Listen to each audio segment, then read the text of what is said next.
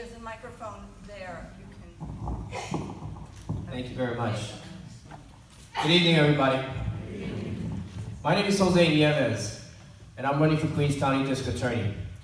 For the last 18 years, I've been a progressive prosecutor. I've worked for the Brooklyn District Attorney's Office, the New York State Attorney General's Office, the U.S. Attorney General's Office for the Northern District of New York, and the United States Army as a military prosecutor. I'm a proud Army combat veteran who served his country over 10 years and 1 year in Afghanistan. My mission in Afghanistan was to restructure and rebuild the criminal justice system in the eastern provinces of Afghanistan. I'm a community leader. For the last 25 years, I served our community not as an elected official, but as a PTA president, as a coach of a flag football team, as the director of my church's youth guild. The hard work that we do every day to make sure our community thrives.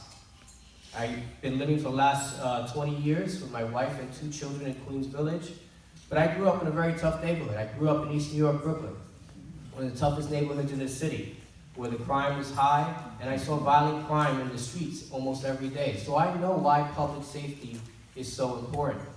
But on the other hand, as a man of color, I've seen the injustices in the system as well, where I was stopped by the police for no other reason than because of the way I look. So I know that there has to be a balance between justice and fairness. Now, when I come to this job, I come on day one ready to lead. Day one ready to lead because I'm going to do the right thing for the communities that I know. You know, one of the things that I'm not new to Fresh Meadows. One of the things that I've done in Fresh Meadows was I was a Cub Master of Troop 174 right here in Fresh Meadows School. So it's about public service. It's about teaching the next generation about public service. And it's about making sure that we protect our communities, we protect our families. But it's also about being fair in the system. It's also about holding the system accountable. One of the proudest moments of my life is holding the system accountable by being a deputy chief with the New York State Attorney General's Office, where I investigated and prosecuted police officers who killed unarmed civilians. And that was, for me, that was holding the system accountable just as I would any other individual. No one is above the law, no one is below the law. We are all subject to the same law. I want to be the next district attorney because I have the life experience to change our criminal justice system and make it better. But I have the professional experience of 18 years to back me up and make sure I get it done. Thank you. Okay, thank you very much. I neglected to tell you that while the timer is timing our 3 minutes, then we're going to be holding up the 1 minute so you know that you have 1 minute left. Okay, so it's Mina, Malik. Thank you. Good evening, everyone. My name is Mina, Malik. I'm running for Queens District Attorney for 3 main reasons. Number one, I've grown up in Queens. I came here as an immigrant, and during my first few years here in Queens, I lived in a basement apartment in Corona, not too far from the Park side, and from Mama's on 104th Street and 43rd Avenue. And as I was growing up, I saw injustices happening in Corona. My parents were both union workers. They saved enough money so that they could buy their first home in Elmhurst, which is where my mother still lives today. I have spent my entire life giving a voice to the voiceless.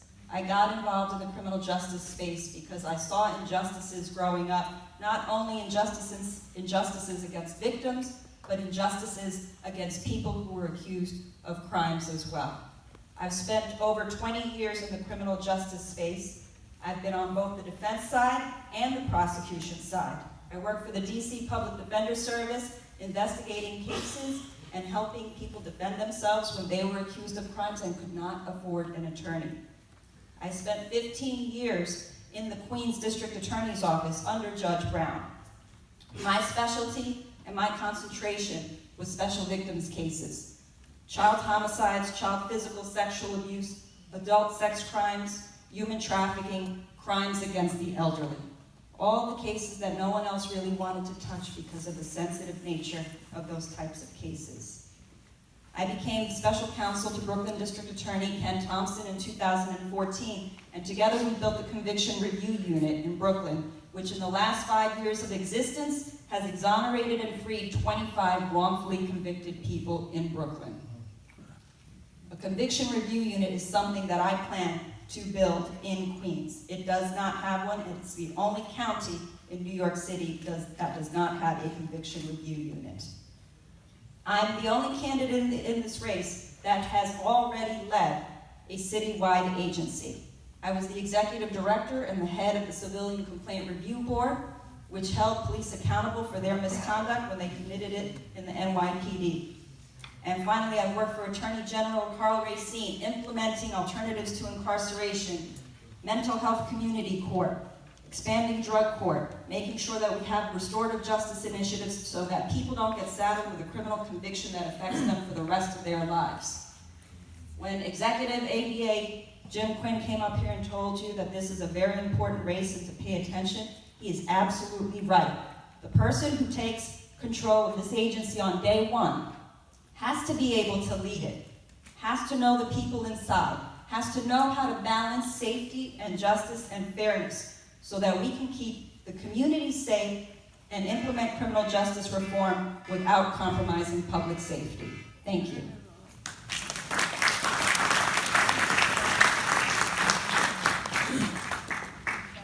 Now we'll hear from Greg Lasak. Good evening, I'm Judge Gregory Lasak. Thank you for giving me the opportunity to speak to you. I was a Supreme Court judge for almost 15 years. In 2017, I got reelected to a second 14-year term, and I had a conversation with Judge Brown. He told me he wasn't going to run again, so I resigned my judgeship after only 9 months. I had another 13 years left on that term. So I didn't need a job. I had a job. I'm not a term-limited politician. I'm not a term-limited politician who needs a job. I spent 15 years on the bench. I left as the deputy administrative judge, the number 2 judge in Queens County in a criminal term. I sat in the homicide part. I presided over at least 60 murder cases. 2 of them I'll mention to you. One is the murder of police officer Brian Moore. He was convicted by a jury, and I sentenced him to life without parole. In addition, there was an imam that was walking on Liberty Avenue and 79th Street in Ozone Park with his assistant on a sunny Saturday afternoon. A man came up and shot both of them dead. I presided over the trial of that man, and he was convicted in front of me, and I sentenced him to life without parole. I spent 25 years in the DA's office. I worked my way up through the ranks, started trying murder cases, and at age 30, I was made chief of the Homicide Bureau. Jimmy Quinn and I tried the case where police officer John Scarangella was murdered. The case was tried twice before we got it. We convicted the 2 defendants, and they were sentenced to 25 to life. And they never got out on parole.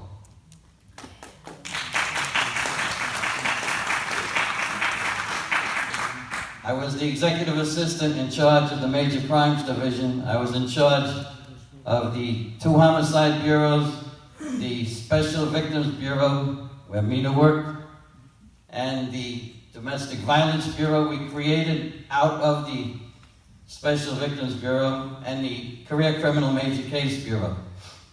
Judge Brown asked me to create that bureau right after he came in because, as Mr. Quinn mentioned, there was a lot of violent crime when he came in. And the Career Criminal Major Crimes Bureau was created because we realized there was a certain amount of people who were committing a lot of the violent crimes. And that drove the crime rate down, along with the police department. I'm running for DA, and I hope you will support me, and I appreciate the opportunity speaking to you. Thank you.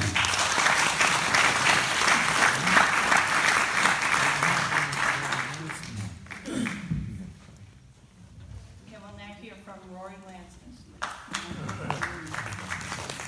Good evening, everyone. Welcome to the 24th Council District. I'm Councilman Rory Lancman. It's good to see so many friendly and familiar faces. We hope that you are all as friendly at the end of the evening as you are at the beginning. We'll see what happens. It's good to see my predecessor once removed, Councilman Morty Pavman, and his wife, Sandy. And of course, we're here tonight as we appropriately began remembering Dick Brown, Judge Brown, as we called him, till the end, remembering his legacy, his contributions to this borough, and personally, even though he and I, especially towards the end of his career, had some significant differences in how criminal justice policy should work, was always very, very gracious and friendly to me. In the council, I chair the committee that oversees the district attorneys. And so every year I would make my pilgrimage up to the district attorney's office and meet with Judge Brown and Jim and the rest of the executive team there and go over his priorities and what was important to him. And you always knew that you were speaking to someone with a first-rate legal mind, somebody who cared deeply about the people of Queens, a person of impeccable integrity, and also what we call a mensch, just a decent human being.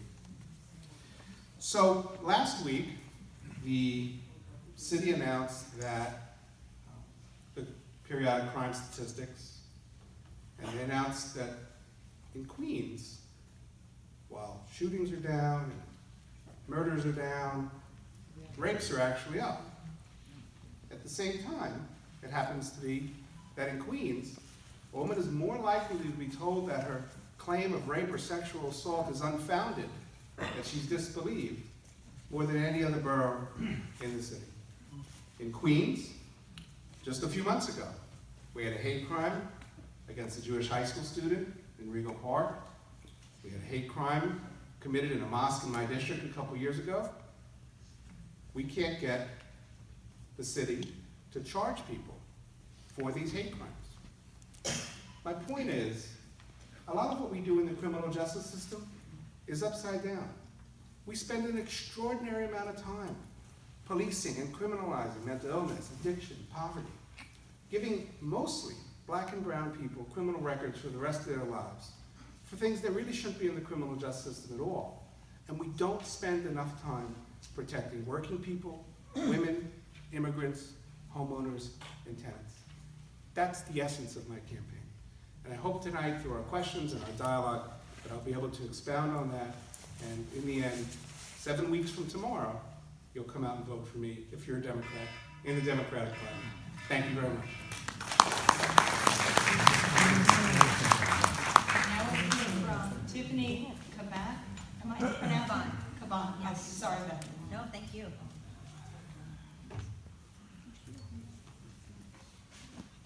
Hello everyone, my name is Tiffany Cabán. I just want to thank y'all for being here, for inviting me here to speak with y'all. This is incredibly important, and I want to start by telling you a little bit about myself and who I am.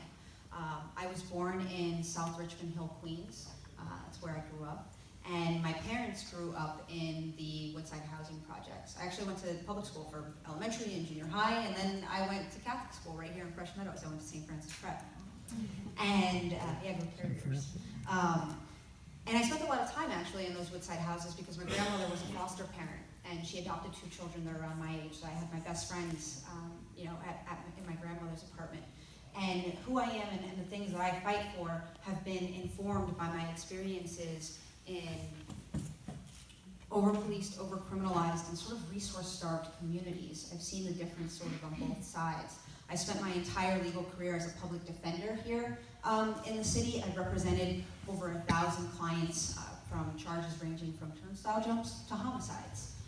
And in representing those 1,000 clients, I've gotten to know over 1,000 families, sat in their living rooms, walked in their communities, and have really seen that when we think about our district attorney's office, right, it's a place that we count on to ensure public safety.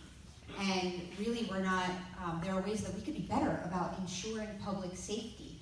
I have represented clients, for example, charged with stealing because of substance use disorder, rather than going after that doctor doctor who's overprescribing the opioids. My client who is criminalized for seeking shelter rather than prosecuting bad landlords or predatory lenders who are stealing people's homes. Prosecuted my client who is an employee struggling rather than prosecuting that employer who's misclassifying workers, stealing wages, taking advantage of our undocumented communities. And so I see a real opportunity here to change the way that we do things and increase our public safety. Because what I've learned as a public defender is stability equals public safety. And when people know where they're going to lay their heads down at night, when they have access to healthcare, education opportunities, employment opportunities, it's the best way to drive down crime. And not only that, but it puts us in a situation where if we're reinvesting resources in our communities to stabilize lives, then we're freeing up a lot of other resources. We're taking cases that never belonged in the criminal justice system in the first place, that were really public health issues, and then we have the resources to go after those bad actors that are destabilizing entire communities, right? Those corporate bad actors, those landlords, because when you destabilize lives, that really increases the opportunities for not just low-level offenses, not just quality of life offenses, but violent crime. So we need to go after those root causers and be better and more efficient. And that's what I'm talking about doing here.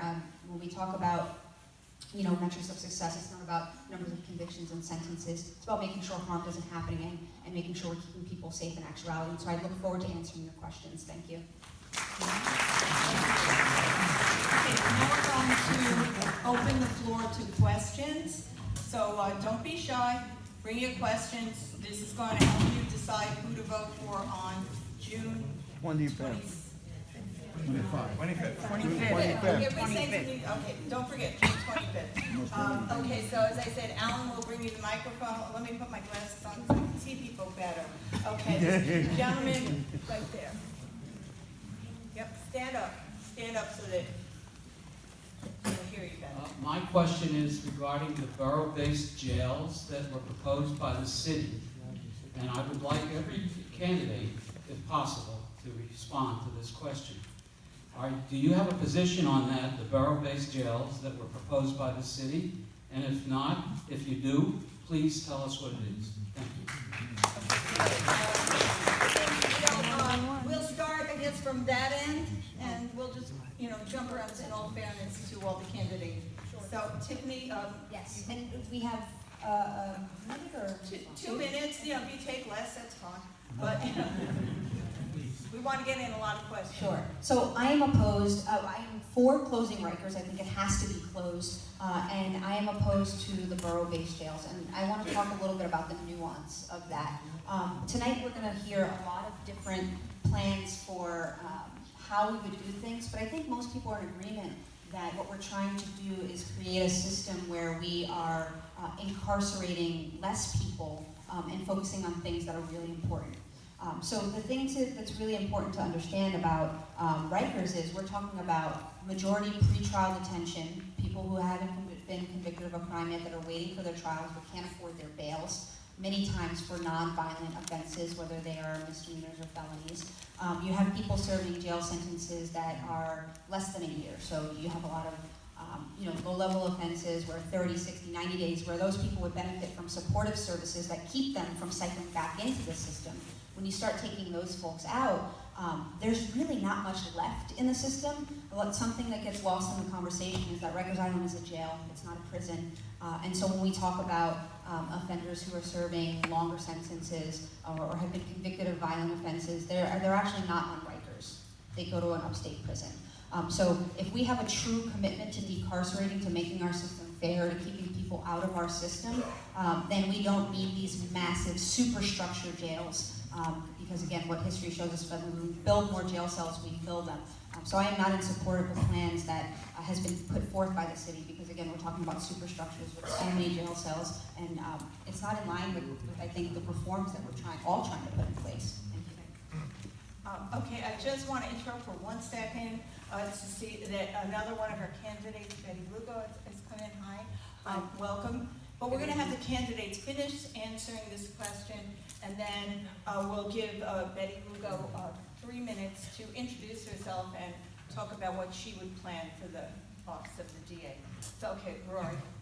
Thank you. back to the end. Yeah, so I support both the closing of Rikers Island and the opening of the old Queens House of Detention in a new modern jail, which is to say that I support the current plan to close Rikers. I support the plan to close Rikers because Rikers is a violent, dystopian nightmare that no mayoral administration, Democrat, Republican, conservative, progressive, has been able to fix, has been able to solve. It is violent for the people detained there. It is violent for the corrections officers. It is violent for the civilian staff. And it is an extraordinary waste of money. It costs over $250,000 a year to incarcerate someone on Rikers Island. It costs tens of millions of dollars a year to bring people back and forth from Rikers to the Queens Courthouse, or to Brooklyn, or to Manhattan. It is a tremendous waste of money. And I believe that we incarcerate far too many people in New York City for things that they should not be in jail for. And closing Rikers Island helps move the decarceration process in New York City along. The reason that I support putting a jail where, until not too long ago, there was a jail, the Queens House of Detention, is because, number one, part of the reason Rikers is so violent is because of the design and the construction and the layout of the jails that are there. Nobody would build a jail in the 21st century, in 2019, that looks like anything that's at Rikers Island. But the second reason is that I believe that the people who are incarcerated on Rikers Island, most of whom have not yet been convicted of anything, most of them could walk out the door tomorrow if they could pay for cash bail. Basically, they're in jail because they're poor. Because I think that they deserve to be close to home, that their family, that their lawyers have a right to be close to them so that they can be in touch with them and facilitate the process of both justice and rehabilitation. Thank you. Thank you. And now Judge Lasak. We have a big problem on Rikers Island, violence. The violence on Rikers Island must be dealt with. We do not need to bring that violent facility into our neighborhood.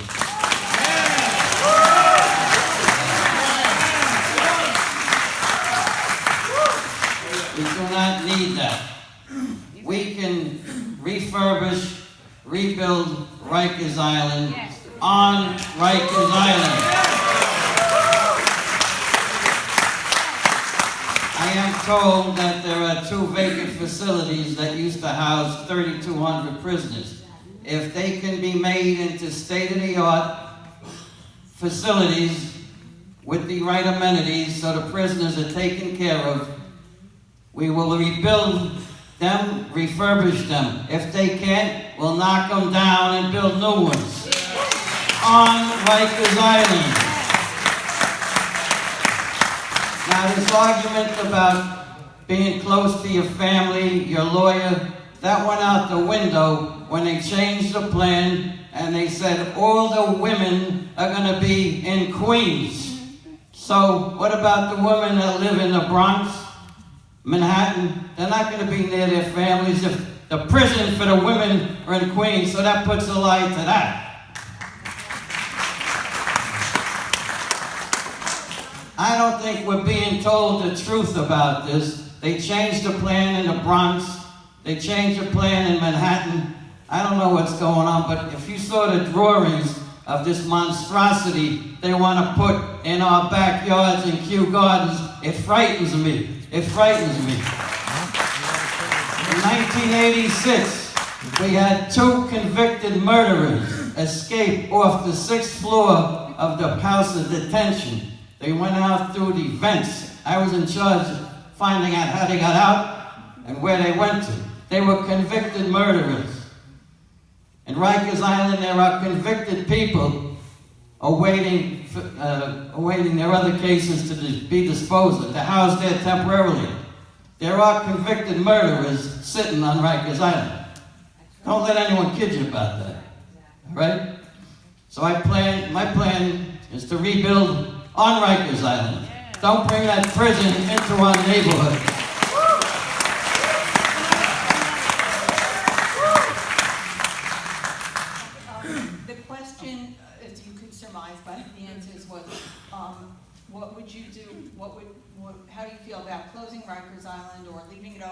what and why. Good evening, everybody. My apologies for getting here tardy. I was on a bicycle, in one of the bicycle lanes. Just kidding, but I do apologize. And I agree with Judge Lasak. Rikers Island should stay just where it is. It served the community for many years. There's no difference whether it's there. There's a big difference if you bring it into our communities where people select the community because of the schools, the crime statistics, the property value, and other factors. And all of a sudden you're gonna dump a jail in somebody's backyard? That's unfair, that's unconstitutional, that's a violation of the 14th Amendment, okay? So I'm a private attorney. I've been a private attorney for 35 years. Well, 27 years I've owned my own law firm, the first Hispanic woman-owned law firm in New York. The only difference between me and these people up here, I've practiced law for 27 years as a private attorney, more than that. I've only worked for government 3 years. I worked as the first Hispanic woman-owned law firm, as the first Latina woman of Hispanic heritage in the Nassau County DA's office. And there was a small jail in East Meadow. And then the judge would say, you know, there's no room in the prison, so let's just adjourn the sentence to another day. There's no need to build a bigger jail. There's just a need to refurbish the existing jails, separate them as to nonviolent and violent offenses, but keep them on the island. Because, ladies and gentlemen, let's look at the real reason why they're trying to move Rikers Island from there. Because some private developer is probably coming into town to build condos on that island, which is beautiful. At the risk of our safety and protection to bring everything into our neighborhoods. That's not fair. And just like Judge Lasak said, you know, it's not about to bring you closer to your lawyer and your family. Give me a break. I've gone to the Bronx, I've gone everywhere. And most of the attorneys are legal aid attorneys that represent the people that are in Rikers. If I had to guess, either they're legal aid attorneys, they're government public defenders, 18B attorneys. I would think that 75% of the attorneys who represent the defendants in Rikers right now are publicly paid legal services or DAs, which is pursuant to the law. You have to give Gideon versus Wainwright. You have to have a right to counsel. You have to have a defense attorney.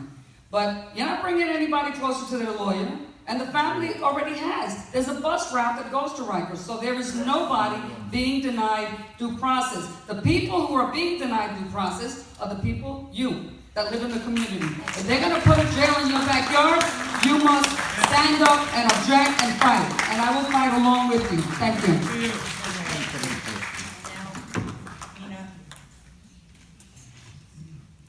So I agree with Judge Lasak.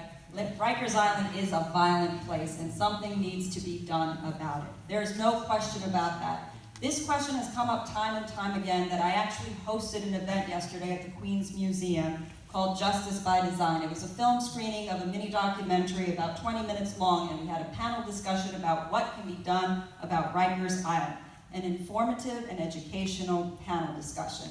And I think I'm going to host another one sometime in the near future, so I invite all of you to come and learn about it and learn how we can fix the design of Rikers Island. But Rikers Island isn't a place where I would want any family member of mine or any family member of yours to be. And something needs to be done about it. Unfortunately, as district attorney, we don't have any say as to where Rikers Island goes. That's up to the mayor. And so if you don't want a Rikers Island or you don't want a new jail, a borough-based jail in Kew Gardens, you have to speak up. And you have to let the mayor know that you don't want it in your backyard.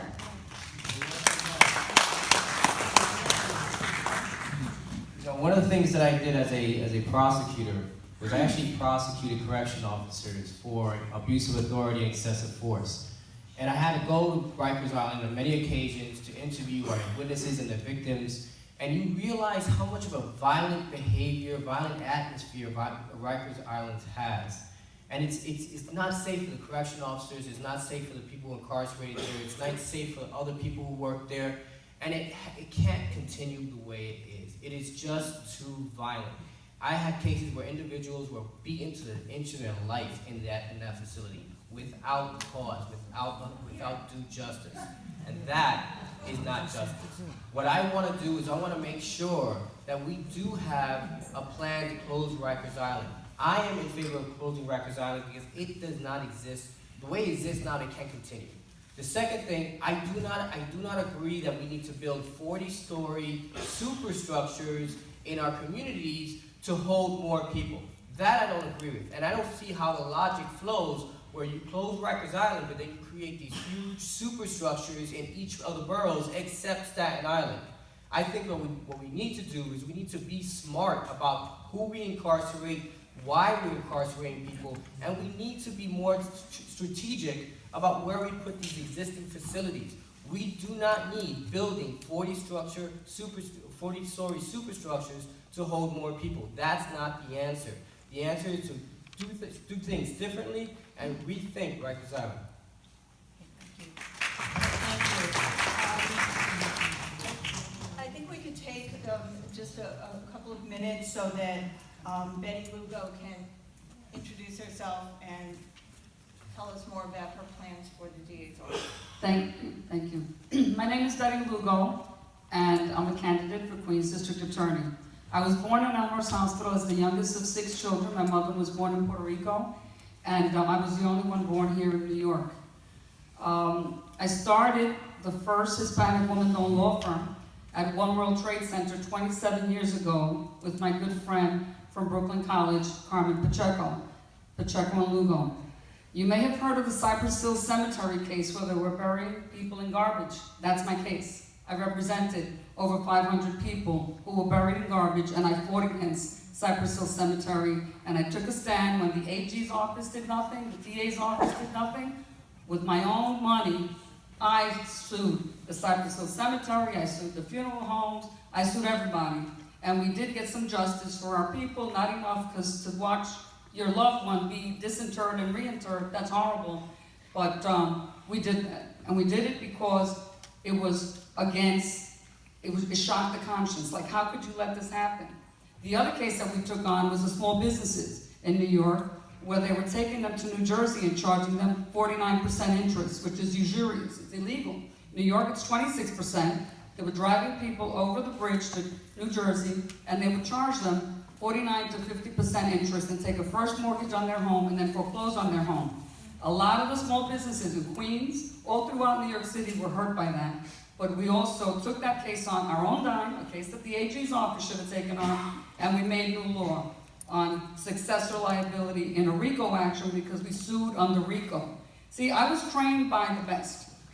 As the first Latina, first woman of Hispanic heritage at the Nassau DA's office, I worked under Dennis Dillon. He had a felony screening bureau, which I plan to have. A felony screening bureau would allow you to reduce charges that the police either overcharge or that other people have overcharged. For example, an assault. If it's a scratch on the face, the injuries are not sufficient to try it as an assault, as a misdemeanor, so you reduce it.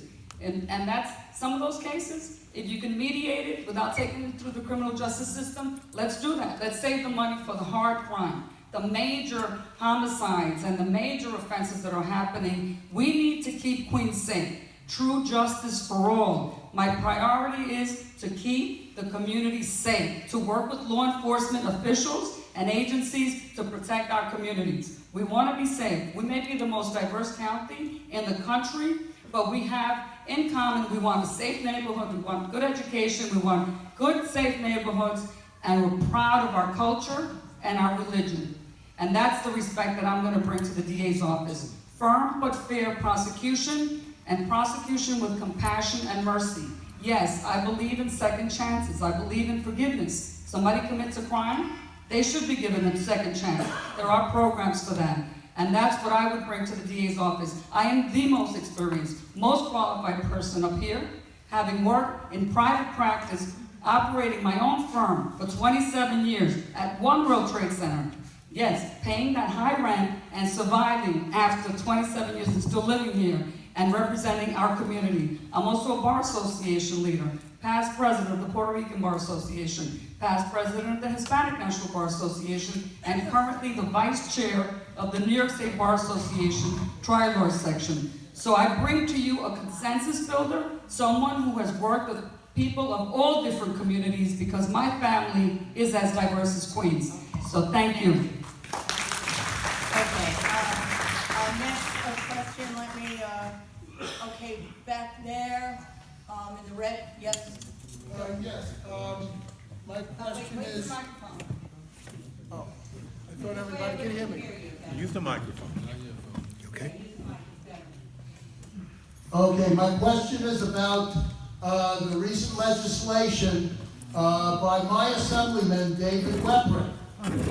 This legislation was to make,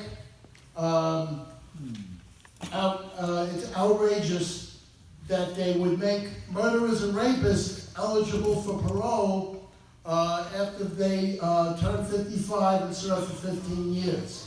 So, in other words, those horrific murderers that Judge Lasak put away, they could be eligible for parole. How do you folks, do you support this legislation? Good question. Yes or no, and why? Okay. Somebody want to take it first? We'll just be more Can I- dynamic, better. It's up to you, but can I just make a suggestion? You Oh, just- go ahead, no, go ahead, sure. Go in order, like starting the next person. So like, if you want to start with Mina and then go down, or you want to start with me and then Okay. go down. But it's All up to right, you, all but right, that's that just a makes sense. suggestion. No, it's okay. This is a hot one, I'm happy to take it first, whatever you want. But it should just be in an order. Right, I get that, okay. Mina, me, or you? Go ahead. Oh, thank you, Mina. Where's the mic? Give us- Hand him the mic, hold on. Thank you. So I do support this legislation. We incarcerate too many people for too long at extraordinary expense to the taxpayers. You know, I mentioned I'm the council member for this district. We're going through the budget process right now. We've got needs for education, we've got needs for housing, we've got needs for seniors, we have all sorts of needs. And so we have to ask ourselves, how much money are we going to spend incarcerating people long past the point, because of their age, where they would pose any kind of threat or danger to another person, when they have served a substantial amount of time. And the question is not David's bill, if I'm not mistaken, sir, is not that these individuals would automatically be released from prison, merely that they would be up for parole. They would go before a parole board, and that parole board would make a decision about whether parole would be granted or not. We have people serving decades in prison, not just for murder, but for other offenses, including offenses that we would not consider to be violent, drug-related offenses. And we have to ask ourselves, is this a good use of our resources? Is this fair to those individuals? And is justice really being served? And I'm comfortable, I live in this community too, with my wife and my 3 kids. I'm comfortable giving a parole board the option, after someone has served a lengthy prison sentence and they're over 55 years old, to look at that person's record, their record in jail, in prison, whether they've been rehabilitated, the work that they've done, the change that they've gone through, and to make a decision on whether or not that person should be released. Not automatically, but whether or not that person should be eligible for parole. So I support, as I understand the legislation, I support.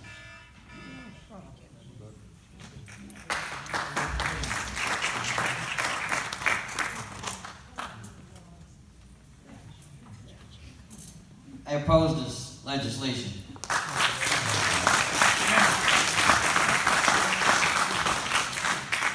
At the time the judge sentenced someone to a period of time, he was not aware, or she was not aware, of this bill, if it ever gets passed, cutting it down to 55. People are living longer these years. People are living longer. 55-year-old person is very strong and virile. I don't understand why we want to cut that down, especially when he's sentenced to a term on a murder case, a violent home invasion, where they come into your house and commit robberies or rape. We've seen that. You cannot cut it down because of age. It doesn't make any sense.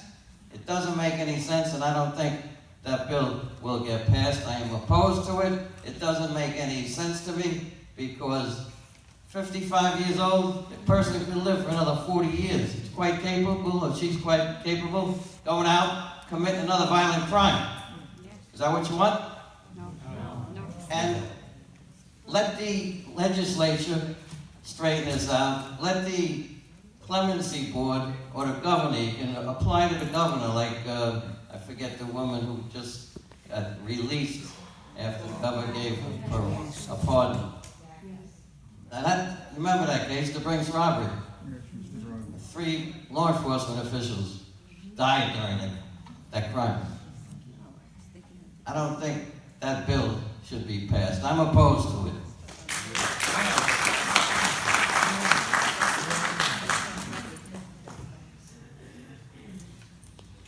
I'm in between.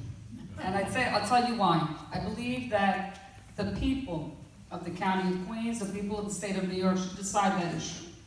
Even if it's proposed legislation, at the end of the day, it has to be approved by everyone and the politicians that you elect to represent you. Unfortunately, sometimes the people that you elect and other people, they don't follow what you intended them to follow.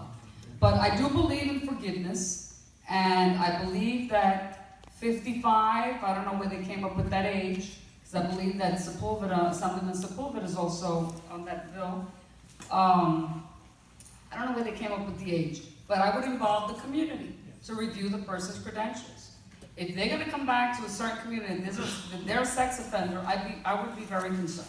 If they're going to come back to a community where they committed a prior sex offense. I know that we have Megan's Law and all that, but the community has to be involved, and that's what's going to make me different, is because I would have a community DA's office. I would ask for the input of the community at every step of the way, that hey, if this law passes, because I'm not the legislature, if the law passes, then I'm going to have a group from the community, from every ethnic background and religious background, to tell me and review it, especially the people of the neighborhood, to say yes or no, should this person come back. And it has to be community input every step of the way. Thank you.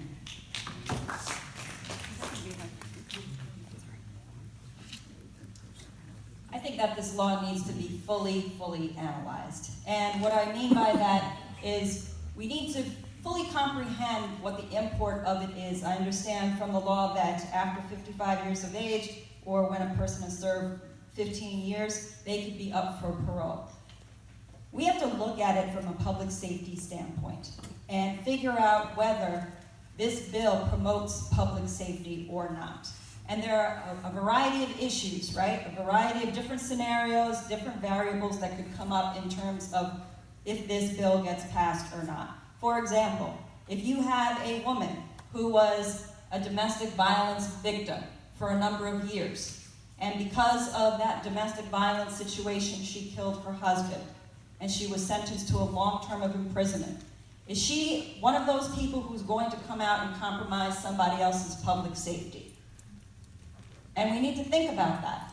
We should be thinking about that. Also, we should be thinking about it in economic terms. If you have an elderly person who is incarcerated, is it worth it to keep them incarcerated if they're not a threat to public safety? So I think it all comes down to public safety and weighing that initiative. But I think this bill is an extremely important bill. We should be looking at it, and we should be analyzing it further and balancing public safety versus the cost of the community versus the economic cost of keeping somebody incarcerated and in prison for a long period of time that's coming out of taxpayers' funds. I do support this legislation. I support this legislation because I believe that everybody should have a fair and just chance to be heard by a parole board after a certain amount of years. 15 years is a long time. Now, the age requirement, that's a different circumstance, and that's probably going to be legislated out in all of it as to what, there shouldn't be an automatic age requirement. But what I do support is the opportunity to be presented in front of a parole board and the opportunity to have your case heard. You know, it is one of the main things that the parole board actually considers is whether this individual, one, has learned from their crime and has developed, has actually matured since their crime, and two, do they pose a threat to public safety? That's one of the major things. That's why parole boards do not automatically release individuals at every application. In fact, individuals are rejected and denied parole because of the gravity of their crime, because of the input provided by the correctional officers and the victims of the crime, and also because of the input of the district attorney's office. I support the legislation, but I also support a voice for the victims. I also support a voice for the district attorney and for law enforcement to weigh in on that decision to release that person. This bill is not an automatic cut. This bill is not an automatic release. It is an opportunity to give that individual the application to make, and then for the parole board to consider other factors in addition to what that person is saying. And I think if we're going to be fair, and if we're going to be just about our criminal justice system, then we have to have that system.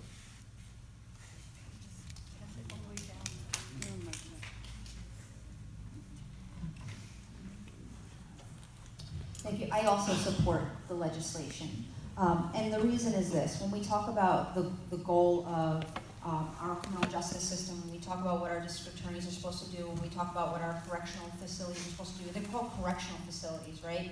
We want to be able to change behavior, we want to be able to ensure safety. And so for me, it's a question of having an opportunity at different points in time to ask the question, can we make sure this harm doesn't happen again? Can we keep our community safe? If somebody at a certain point after serving a lengthy prison sentence is in a position where they are no longer a threat to their communities, then that's right, we should be saving those resources, allowing people back into their communities when there's no longer a threat. And beyond that, for every person who is convicted of a murder, for every person who's convicted of a serious violent sexual offense, there are folks that are incarcerated on very lengthy prison sentences for non-violent offenses because of our drug laws and the ways that those sentences have worked. There are folks that are serving, I have a client right now that is serving 12 years, for example, on a single drug transaction. The other thing to remember is that there are folks like children, 17, 18, 19-year-olds that were tried as adults, convicted of violent felonies at a point where we know their brains don't finish developing until they're 25. So if there's an opportunity where we're rehabilitating folks, where a review board has determined that they're no longer a threat to their communities, they're not going to harm others, they're not going to harm themselves, then we should be looking at that very seriously and having people re-enter their communities when they're no longer a threat. So I support the legislation. Okay, thank you. Next question, Bob.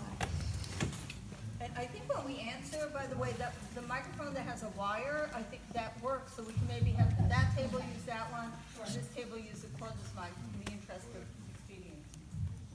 Yeah, thank you. My name is Bob Friedrich. I'm president of Glen Oaks Village. We're the largest garden apartment co-op in New York with 10,000 residents. And this fixation on defending the incarcerated felons and career criminals instead of the victims of crime is just really perplexing. Not one person here except Lasak talked about the families whose victims will never walk the street. So this question is about the elderly parole bill, because I think Rory and some of the other people were a little disingenuous. It would allow the notorious lenient New York State Parole Board that we all know and you know has granted parole to cop killers and other heinous criminals to set free anyone convicted of a crime that's at least 55 or spent 15 consecutive years in prison. This would allow rapists, murderers, cop killers, and even those serving life without parole, such as Colin Ferguson from the Long Island Railroad, whose victims will never be allowed to walk again. Let him talk. And serial killer Joe Rifkin to walk free. Here's my question. We know what your position on the bill is. Would you commit to opposing this bill as it's currently written, unless it's modified to only apply to those convicted of non-violent offenses? Yeah. Good question. Let's start here with Betty. I'm going to go this way. Like I said, this mic to this table. Okay, what's the question? Would we commit to?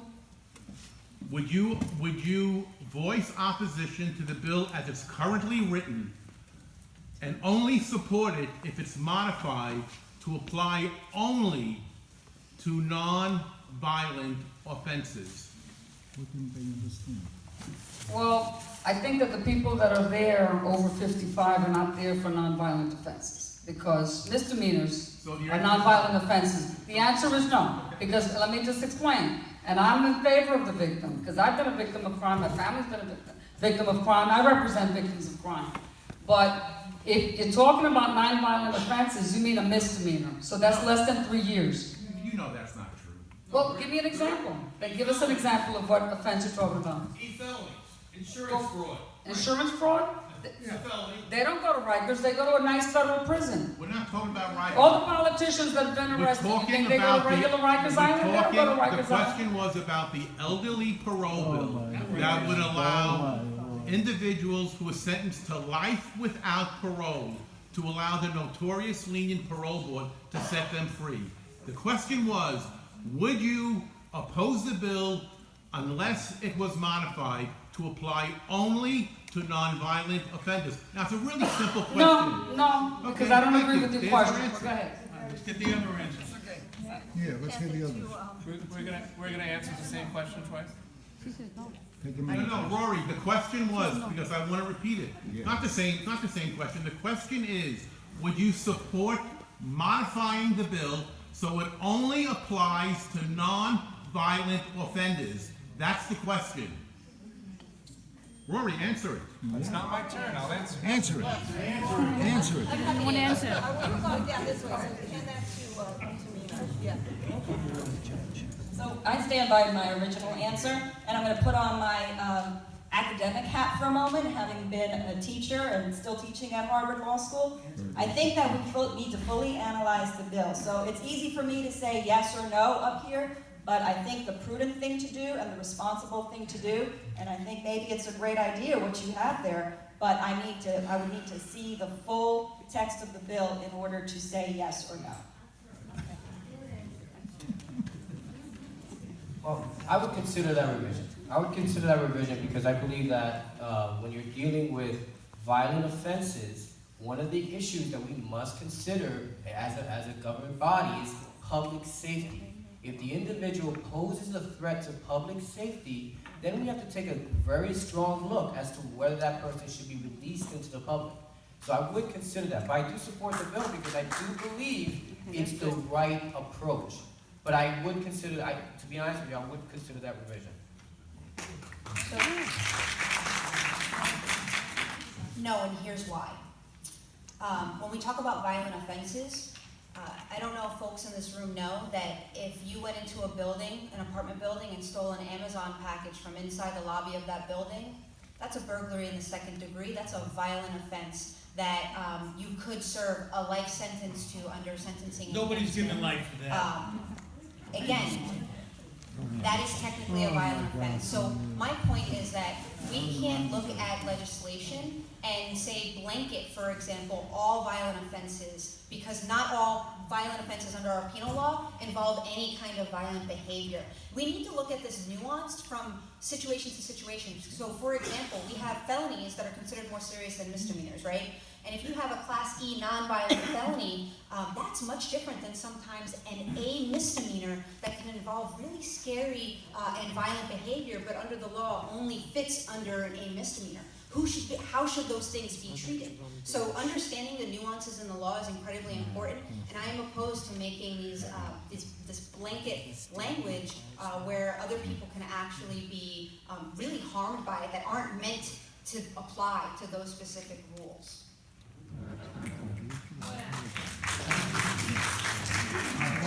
So the short answer is no, because if you support the bill, then you have to recognize that it's going to cover people who've been accused of so-called violent offenses. As Tiffany said, sometimes, many times, those offenses are not what you would consider in the ordinary case to be violent. So if you support the bill, if you support the idea, then you have to recognize that it will include people who've been convicted of violent offenses. And again, this is not letting people out of jail automatically. It just gives them an opportunity to make their case to a parole board. And those involved with the criminal justice system would not confuse New York's parole board with a lenient parole board. It is a parole board where both the prosecutors who prosecuted the case, the victims' families have an opportunity to have their opinions heard, and it merely gives the parole board an opportunity to make a decision. Okay, just thought, you had that one, okay. Confusing though, this mic. I don't know if there's anyone upstate serving a life without parole sentence on a nonviolent crime. I don't think so.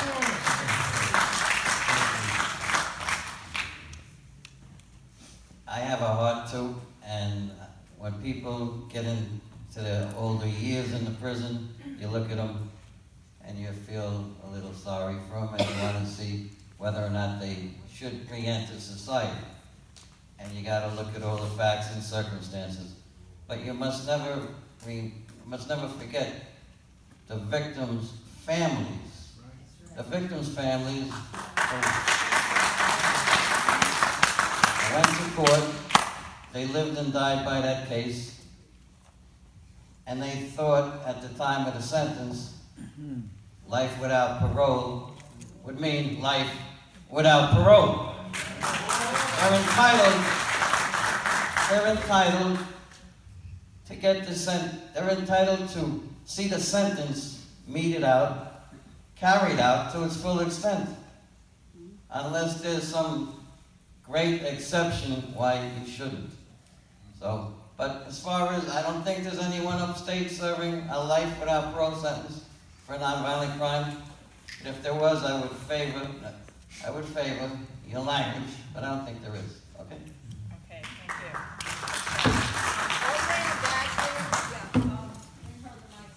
I don't need it. Oh, okay. Wow. Who appoints the parole boards? Governor. Doesn't that mean, based on who appoints them, that they really need to be scrutinized?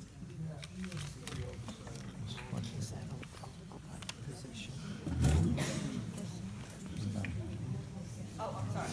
Oh, okay, sorry about that. Okay, who appoints the parole board? Discussion? Yeah. Okay, so let's start with, Judge Lasak for that one. And then go I back. believe it's the governor.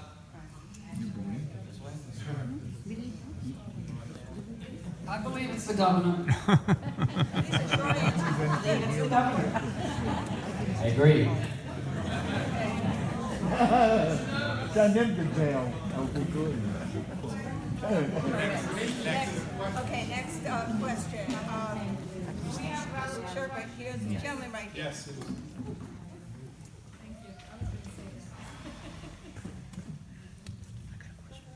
Okay, the recent spout of killings in houses of worship that happened in San Diego, Pittsburgh. We need, so your job is to prosecute somebody once they committed a crime. We need your input on how to prevent these things. Yes, there are grant programs from Homeland Security for all sorts of security devices for houses of worship, but you know what? It doesn't include providing armed guards for houses of worship. And we need your input on this spate of hatred and what's going on in our houses of worship. So is that the question? That's the question. How would you approach that? What's been occurring in houses of worship? Okay. All right, Rory, you want to begin, and then we'll go to your right and come back around this way. Sure. Well, let me take a little bit of advantage of the home court advantage. When I was in the assembly, I think ICCJ was the first beneficiary of a federal Homeland Security grant that we were able to help them get, and we've got others throughout the district. And it highlights the importance of your question, which is, what is the district attorney's role in preventing crime? See, the district attorney should not be just the person who processes the cases that the police bring to the office. As the district attorney, you are responsible for public safety for all of the 2.4 million residents of Queens. And we know that hate crimes are up in New York City tremendously.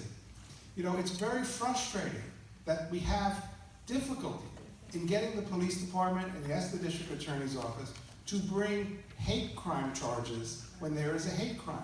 I mentioned one example in my opening. We've had others. Judge Lasak presided over a trial where an imam was shot in the head and murdered, obviously a hate crime. He was prosecuted and he went to jail, probably for the rest of his life, but he wasn't prosecuted under the hate crime statute.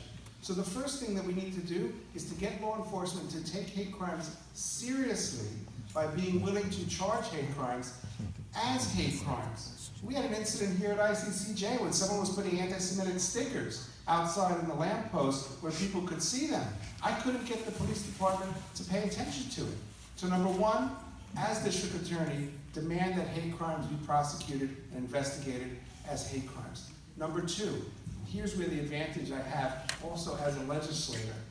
The district attorney has to be outspoken and be an advocate with the city council, with the state legislature, with Congress to fight for resources for our public safety needs. Right now in the city council, as part of the Jewish caucus, we are trying to get the city to have a Homeland Security grant program similar to what the state has and what the federal government has. It would be great if we had a district attorney who would come to the city council and say, this is important to keep our community safe. Lastly, are you keeping time? Because I'm just waiting for that 1 minute to pop. Oh, she went to the bathroom, so I guess I got as much as I want. I've said enough. I want to give other people a chance to speak. Thank you.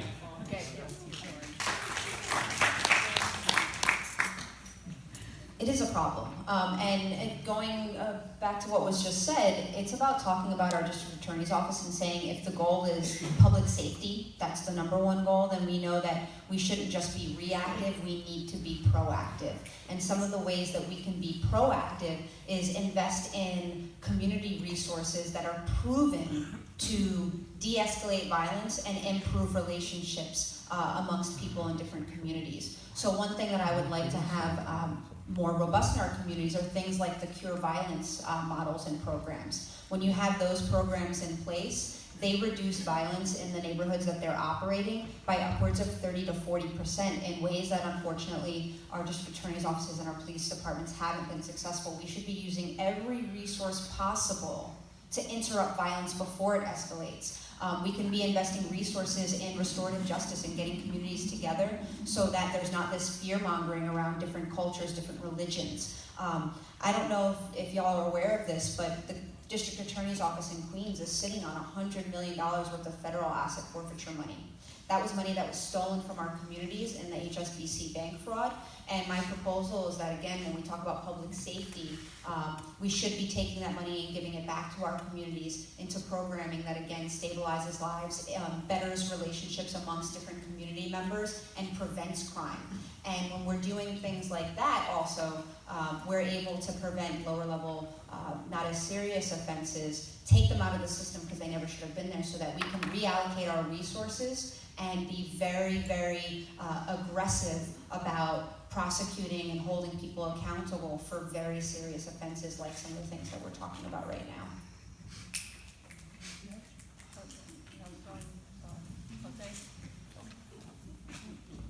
Absolutely, it's a very serious problem.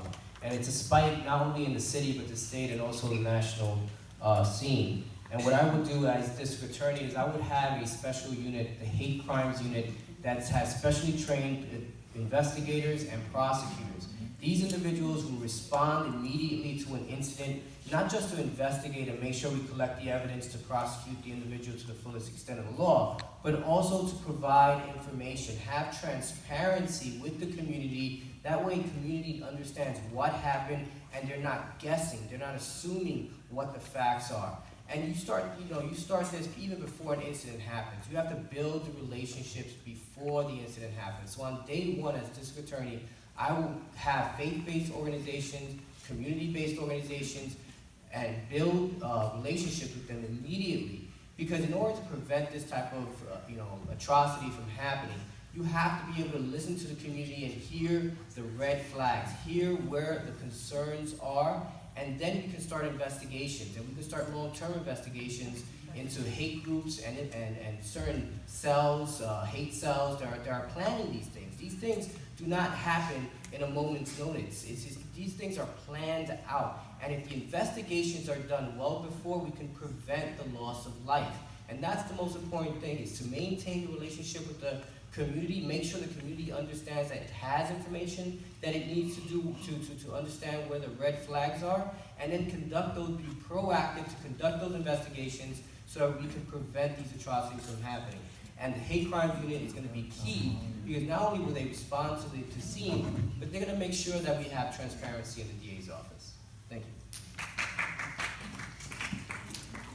So I would definitely have a robust hate crimes unit. This issue actually hits very close to home for me. My father was the victim of a hate crime.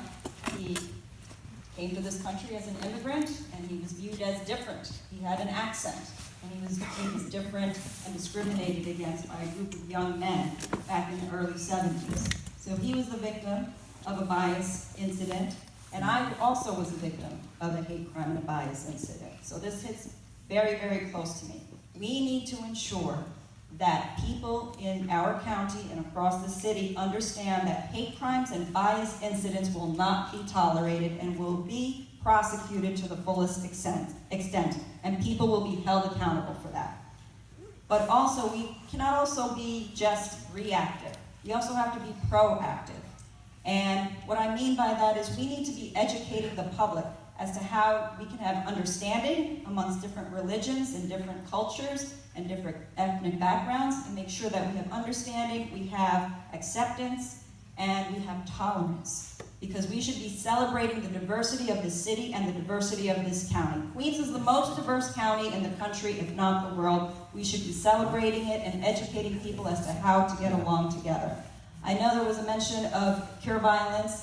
Cure violence really has to do with violence interruption in mostly violent communities that are already established and very violent in terms of gun violence. That's mostly what cure violence is for. So I think what's most important is that we have education amongst our communities and we deal with it accordingly.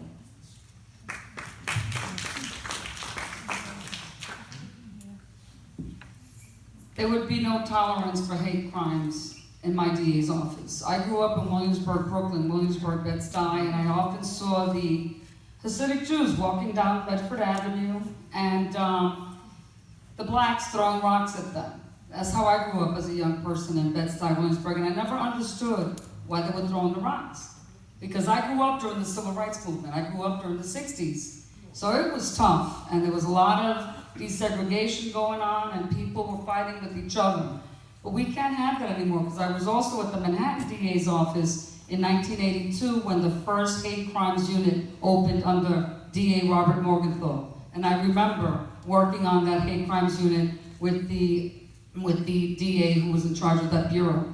And it was new, and the law needs more teeth in it. We have to educate the law enforcement community as to what a hate crime is. And I would put in a 24-hour hotline and allow people to report anonymously these hate crimes, because a lot of people are afraid to come forward because they're afraid they may be attacked. So I would have a 24-hour hotline, not only for reporting the hate crimes, but also to bring the faith-based leaders together or the racial groups together to discuss how we can best resolve this. In addition, when somebody crosses state lines, they come from another state, and it has happened, and they come purposely to harm another group because there's too much anti-Semitism going on, there's too much anti-Christianity coming on. Enough of that. So if somebody crosses state lines, that has to be a stronger charge. It has to not only be a federal crime, but it has to carry a very heavy sentence. That's the only way we're going to stop hate crime, is by making a statement. As a DA, I would be very firm on hate crime. Thank you.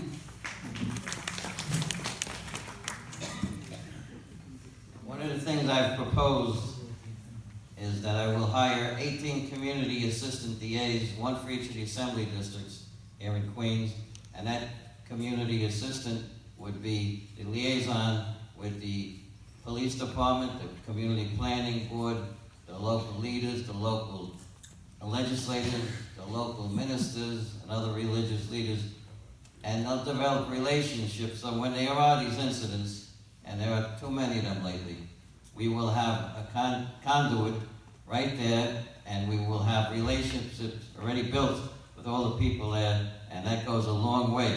It goes a long way to dissolving that whole situation. There's been talk by my colleague, the politician, about hate crimes and not charging hate crimes, and he referred to the case that I presided over.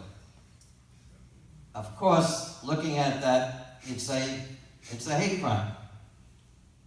But there's only one problem. There was no evidence during the trial.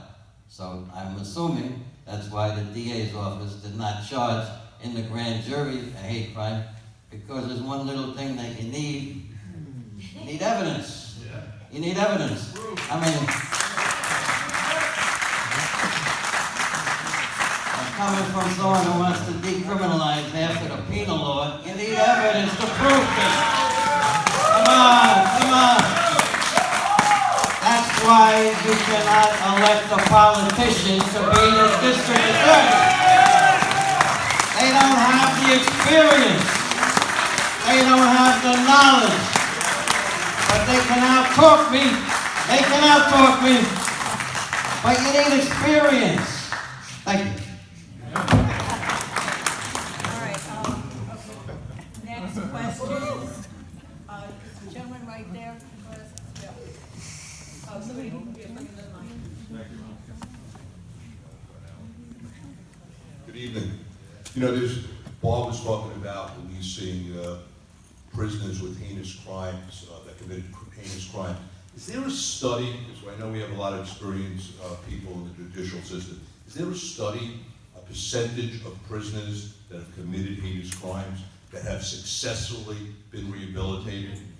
Does anyone know of a study that they have been rehabilitated? What's the percentage? Because this bill doesn't make sense if we can't rehabilitate them, right?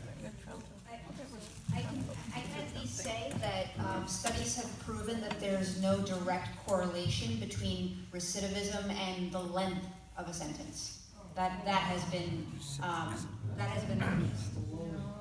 Yeah, right. And I know I can say with confidence also that a person's likelihood of committing a crime, their recidivism rate decreases dramaticely as they age. Now, you may make the judgment, the parole board may make the judgment, this crime was too serious, we don't believe that you've been rehabilitated, and you're not going to be released. But without question, a person's dangerousness, their likelihood of committing an additional offense decreases with age, and particularly when we're talking about someone 55, 65, 75 years old, they are much less likely to commit a crime. Yes, that is a certainty.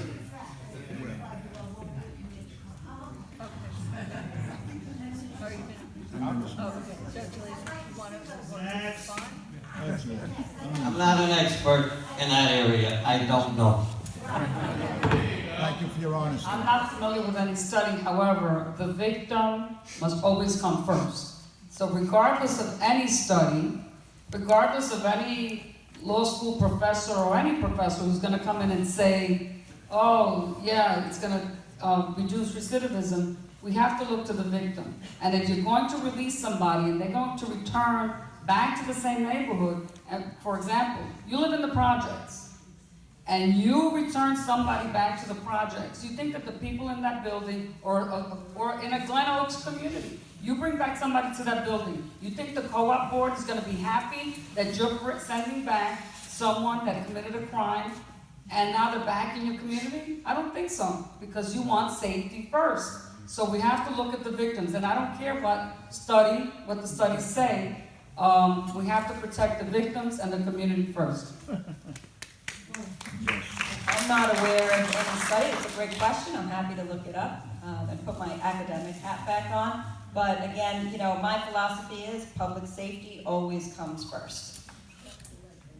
The only study that I'm aware of is a study that was mentioned by Councilman Lancman, which says that, as an individual does get older, they become less likely to recidivate. That's actually has been a study that's been shown to be true. Okay, thank you. Okay, Barry, you want to, down at the end? I don't need the mic, trust me. Elaine. Hi, thank you all for coming. I'm Sherry Reisner, I'm with the Utopia State Civic Association.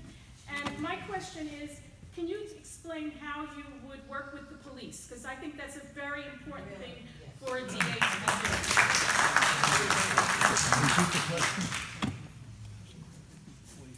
I come from a law enforcement community. My 2 cousins are police officers. My father's a Korean War vet. My uncle's a Korean War vet. My brother's a Vietnam veteran, and so is my stepfather. So I come from a law enforcement background. I always wanted to be Perry Mason, and that's why I got involved in the DA's office and trying cases and helping people.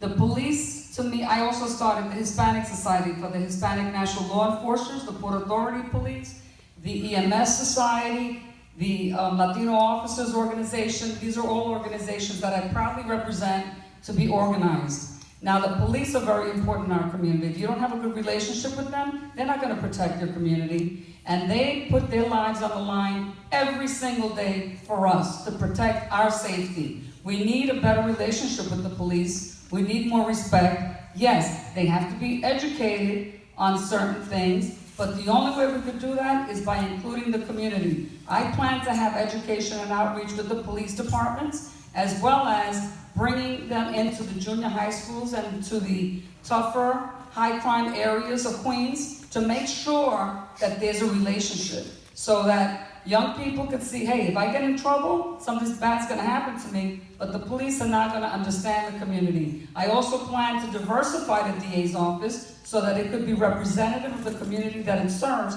just like the police department. That's how we create true belief and trust in the criminal justice system, by having people that represent us. But we must respect the law enforcement officers. Some of them, just like the priests, just like every other group, there's always good and bad. But there's a lot more good police officers working today, representing us, protecting us every single day. So if there is misconduct by a police officer, I believe that people should know, and that should be considered by the judge who's going over the case to decide to look in camera, look at the records, privileged on that officer's background. I don't believe wholeheartedly in repealing 50A that says you can give the police officers full background to everybody. Why? Because the next thing that's going to happen is somebody is going to go out there and they're going to shoot the poor cop. So that's not what we want. We don't want mayhem. We don't want unorganized civil society. We want a civil, respectful society. And the way we do that is by having properly educated law enforcement people working with the community. That's what I'll do as the DA. Thank you. Could you give it to your left, please? Microphone, your left. Yeah. So it is a great question, and I think it's extremely important that the district attorney's office and the police department have a partnership. And having been a prosecutor for most of my career, I firmly believe that I will have that relationship with the New York City Police Department. I have worked alongside police officers. In fact, I took the police officer, the NYPD exam when I was 18 years old. I come from a family that has been in law enforcement, who also has been in the armed services. My son is a cadet at West Point, training to be a second lieutenant in the U.S. Army to protect and serve our country. So it is very important that we form a partnership as the district attorney's office and with the police department, because we need to be investigating cases together. We need to be making sure that the communities are kept safe. We need to make sure that the right people are charged with crimes and the right people are prosecuted. Now, I won't stand up here and tell you that I have the endorsements of the law enforcement unions. I, again, was the head of the Civilian Complaint Review Board, so I not only have worked alongside police officers, I have also held them accountable for their police misconduct. But I did so in a fair and just manner. And I do not think you will find somebody that will say that I was unfair in holding a police officer accountable. What I will tell you is this: anyone who has the endorsements of all the law enforcement unions are beholden to the police department and to the law enforcement unions. I do not have that, but I will tell you that as district attorney, I can promise to be fair and just, not only to the communities, but to everyone else, including law enforcement. After 18 years as a prosecutor, I've worked hand in hand with the law enforcement, the NYPD, and federal law enforcement, and even law enforcement within the military. And I understand the sacrifice we have 36,000 police officers in the city of New York. The vast majority of them do a hard job, and they do it well. I understand the sacrifice that they make when they put on the uniform and put themselves in harm's way, because I've done the same thing in my life in the military. So I understand why they, why they do what they do, and it's not because of selfish reasons, because they sincerely care about the community, they want to serve the community, and that's why they do what they do. But in order to be a district attorney, I think it's incredibly important to partner up with law enforcement. This is why. You have to do long-term investigations. Long-term investigations that break up human trafficking rings, drug trafficking rings, gun runners. These are types of investigations that I ran, that I supervised, that I worked with the NYPD on, that I worked with DEA on, and to bust up these type of rings to keep our communities safe. If you don't have that working relationship with the NYPD and other law enforcement officials within your jurisdiction, then you're already behind the 8 ball, and you're not going to be effective. And that's why it's so important to partner up with local law enforcement and federal law enforcement. In my experience, the best way to drive down crime is to make sure that we work in hand with law enforcement and the community. So now it's not just law enforcement, the DA's office, we also have to introduce the community and make sure that the relationship and the communication with all three partners is there. So I understand that we absolutely need a partnership with police, but the police and the DA's office also need to have a partnership with you and your community and your faith-based leaders and your community-based organizations. Thank you.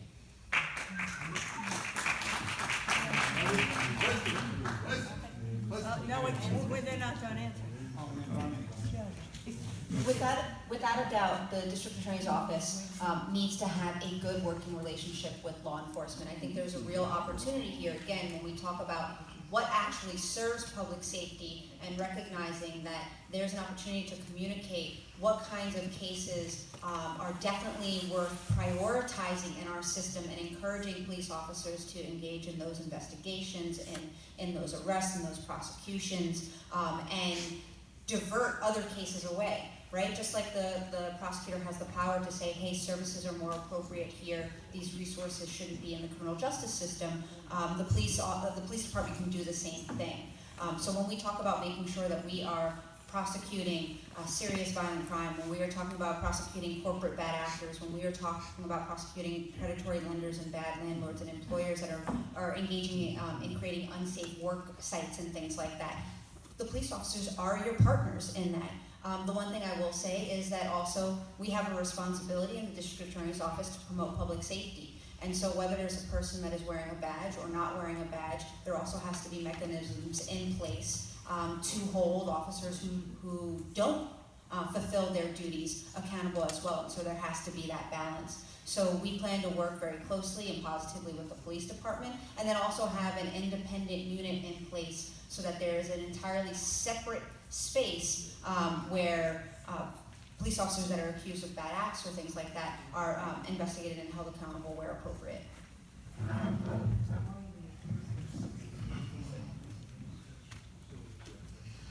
So part of being the chief law enforcement official for the borough is ensuring that there's one system of justice, that there's a system of justice for us, the civilians, but also for the police as well. And I'll tell you very plainly that we have a very serious problem in this city of a lack of accountability for police wrongdoing. I'm very proud that one of my endorsers is Gwen Carr, the mother of Eric Garner. Remember, I'm sorry, oh please, I'm sorry, Mr. Trump Church. You're just gonna have to hold on for a second. Eric Garner, stand-up man. What's that got to do with Eric anything? Garner. So, What did you bring up Trump for? So, if you think that you can watch a man be choked to death by an illegal choke, sorry, wasn't choked to death? Wasn't choked. Okay, wasn't choked to death. Thank you, Judge. He was hard. Okay, let's. You can watch a man Okay. be choked to death on video and no one be held accountable. That a young man could be shot to death in the stairwell of his own building and no officer do jail time. That we have such a rampant occurrence of police officers giving false testimony in trials, that even the district attorneys, including our own district attorney's office in Queens, maintains a list of officers who were not reliable and cannot be counted on, then you're missing something really important about what it means to reform the criminal justice system. My responsibility as district attorney is to keep us safe and to ensure that the criminal justice system is fair. And part of making sure that the criminal justice system is fair is making sure that when police officers are the ones engaging in misconduct, that they are held accountable. And you'll make sure. And as the city council member, and as the assembly member before that, of course I have a long record of working closely with the 107th precinct, the 103rd precinct, the 109th precinct. Just this week I worked closely with the 103rd precinct because we had a problem where anti-choice protesters were blocking women from accessing reproductive health services at Choice's Women's Medical Clinic in Jamaica. That close partnership is real, but that does not mean that it's not my responsibility to hold police officers accountable for wrongdoing, just like everybody else. And if you cannot hold those two thoughts in your head at the same time, that you can work closely with the police to make us safe and hold them accountable when they engage in wrongdoing, then I don't think you understand the responsibility of the district attorney. You're anti-police. Okay.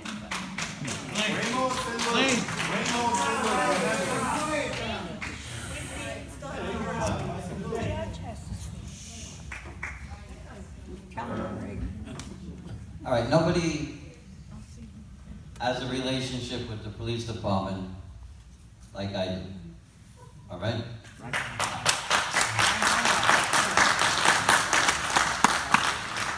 I've had a personal relationship with every chief of detectives of New York City going back to Dick Nicastro in 1986 because I was in charge of homicide all those years and we worked closely together.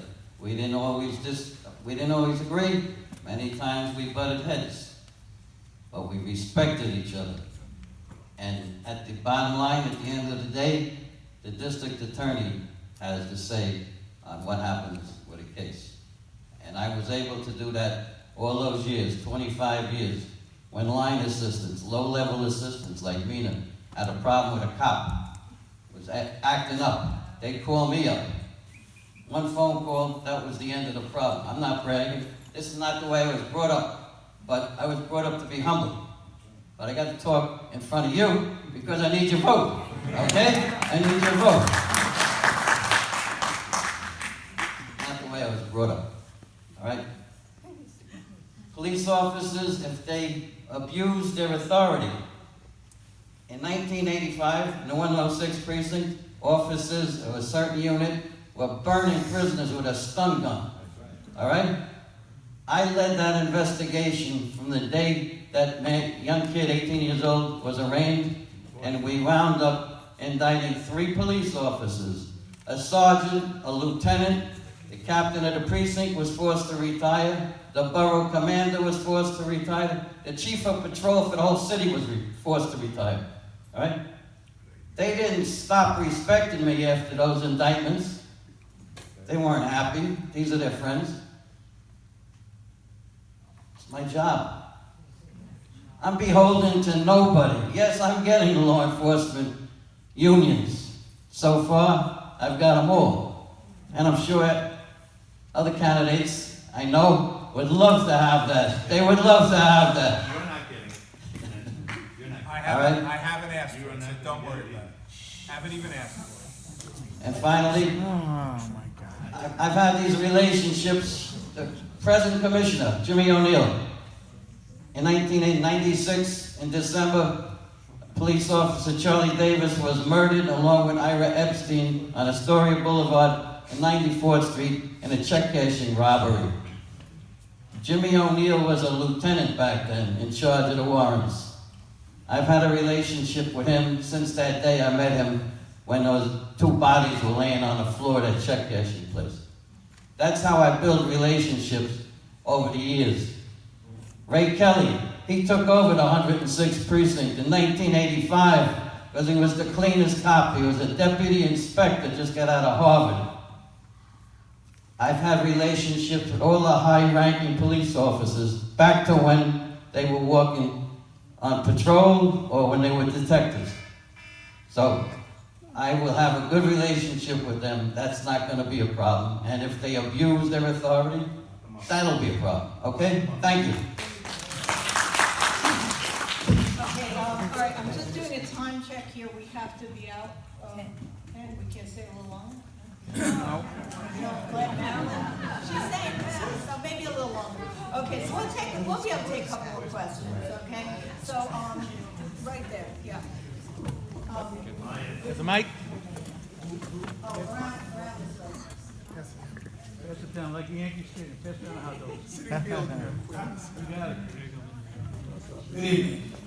By the way, before I even read this, I didn't know I was going to get a really good education tonight. I now know that some of the candidates here, once you hit 55 years old, you lose the propensity to murder, rape, kidnap. Shut up. Okay? Okay, no, you do. Because you said so, I guess we believe it. And don't pass the legislation off to the parole board, so when they let them out to re-kill somebody, you'll say, it wasn't me. The parole board let them out. Anyway, I didn't know I was going to say that tonight. My name is Bobby Scher, and I'm the board president of Bell Park Manor Terrace, a large residential co-op in Queens Village. After listening to the candidates tonight, specifically Councilman Lancman, who seems fixated on the perpetrators of crime rather than their victims and the law-abiding families living in our communities. So my question to all of you, maybe you'll learn something. My question to all of you, and especially Councilman Lancman, who consistently advocates for the release of those in Rikers Island awaiting trial. But what you haven't said is that according to the Queens District Attorney's Office, now I'm giving you facts, 92% of all those awaiting trial are there for serious felony offenses and have an average of 5 prior felony arrests, which were plea bargained down to an average of 2 prior felony convictions. These are career criminals, not some guy who's been arrested for smoking a joint. My question is, so please tell me, Councilman Lancman, and I want the comments from everybody else also, how your plan to release these individuals makes our communities safer? Okay, in the interest of saving time, we're going to have 1 minute answers. So you heard the question. Now, we're going to start with Judge Lasak. Okay, so you got the mic?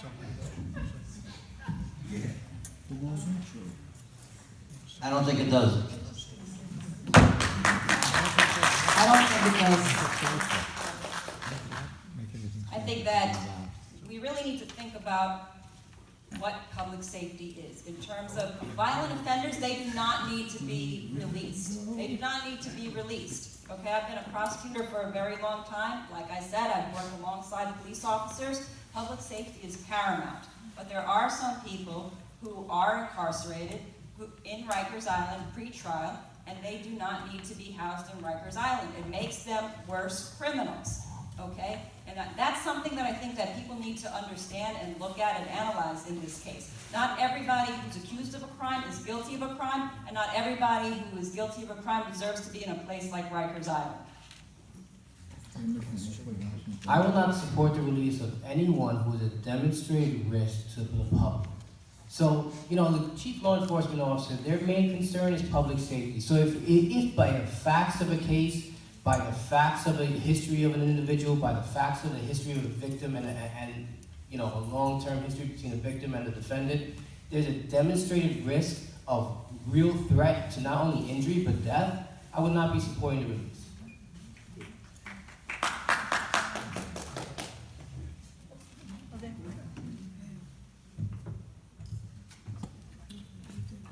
So I'm going to agree with a couple of the folks that have already spoken on the panel. Again, when we talk about our goal is public safety, how do we make sure this harm doesn't happen again? How do we keep our communities safe? I do not support the pre-trial detention of anyone who does not pose a flight risk that will come back to court, that's not a danger to themselves or others. What we need to do again is be focusing on those crimes, right? It's the minority number of crimes where when somebody has to be removed from their community. And we will do that, right? Because it is about safety. But the fact of the matter is that there are lots of people on Rikers Island that do not pose a safety risk to others, and the only reason why they're there is because they cannot afford their bail, because they don't have money. So again, I'm also, by the way, in support of ending cash bail, because the idea is that when we have a constitutional right to the presumption of innocence, having cash bail creates a system where folks who are wealthy or have money can buy that presumption and fight their case from the outside, while poor folks do not have that opportunity, are incarcerated again before they've been proven guilty of anything. Most of the people sitting on Rikers Island haven't been convicted of anything. And most of those people are there because they don't have money. That's just math. They don't have money in their pocket. They could walk out of jail tomorrow. A judge said, you can go home if you just come up with a certain amount of money. Some do, some don't. There's no science in terms of protecting our safety. That is a fundamentally unfair and unjust system. It also makes us less safe because jails are known as gladiator schools. It is a fact, someone asked the question, they used the word study before. It is a fact that people who are incarcerated are more likely to reoffend than people who are not. It's a fact that people who are incarcerated are more likely to plead guilty to an offense than people who are home and able to go to work and go to school and participate in their defense. And so we're not building a safer criminal justice system, let alone a fairer criminal justice system, by locking people up based on how much money they have or don't have before they've been convicted of anything. And by the way, a large number of people, I don't want to throw out a percentage because I don't want to be wrong, but a large number of people who go to trial are ultimately acquitted. And those people spend all that time in Rikers Island at our expense and all the damage that's done to them because they didn't have money in their pocket. That's wrong.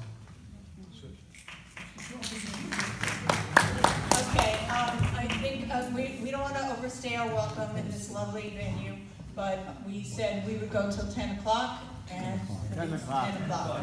So thank you all for coming. I hope you learned something that will help you decide